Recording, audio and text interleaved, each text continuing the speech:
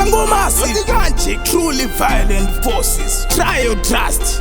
Ganipinya ndopika na mai George.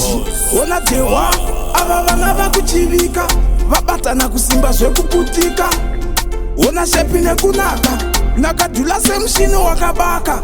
Vana vatatipedza tese mukasiya vakadai vatatipedza tese.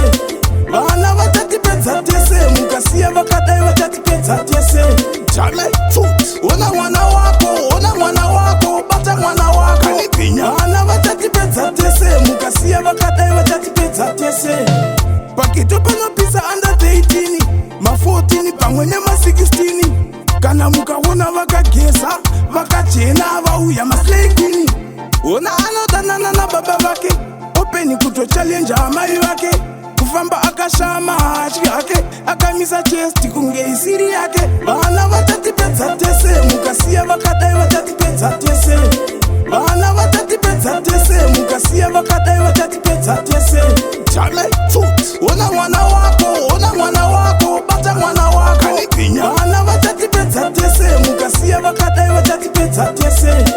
Ndiani akavaudza yusa ndiye wani munhu akatokanganisa. Nai chiko muZimbabwe vana vadiki ndivo vakutyisa.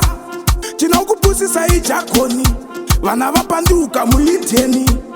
Vamagaya namakandiwa vana vakuwandira kumabhawa. Vana vatatipedza tese mukasiya vakadai vatatipedza tese.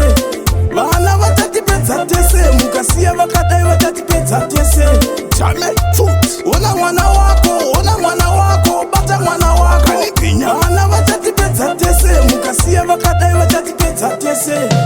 Pakito panopisa under 18 ma14 pamwe nema16. Kana mukaona vakageza vakachena vauya maslekini. Ona anodanana na baba vake openi kutochallenge amai vake. Kufamba akashama hatyi yake akamisa chest kunge isiri yake. Vana vatatipedza tese mukasiya vakadai vatatipedza tese. Vana vatatipedza tese mukasiya vakadai vatatipedza tese.